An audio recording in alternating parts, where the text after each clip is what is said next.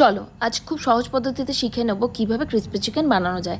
একটা প্যানের মধ্যে নেব বাটারটা মেল্ট হয়ে গেলে এর মধ্যে অ্যাড করব আদা আর রসুন কুচি।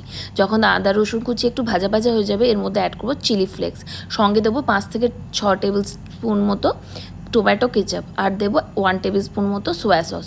তার সঙ্গে অ্যাড করবো একটুখানি গোলমরিচ গুঁড়ো, আর নামানোর আগে দেবো একটুখানি হানি। ব্যাস, আমাদের সস রেডি।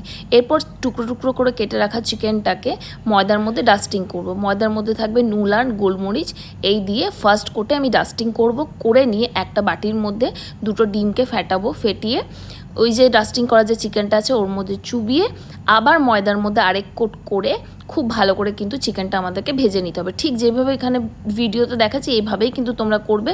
2টো কোট কিন্তু মাস্ট, তবেই কিন্তু চিকেনটা ক্রিস্পি হবে। এরপরে ভেজে রাখা চিকেনটা যখন ক্রিস্পি হয়ে যাবে তখন আমরা যে সসটা রেডি করেছিলাম ওটার সঙ্গে মিশিয়ে একটুখানি সেসেমি সিড দিয়ে পরিবেশন করলেই হয়ে গেল ক্রিস্পি।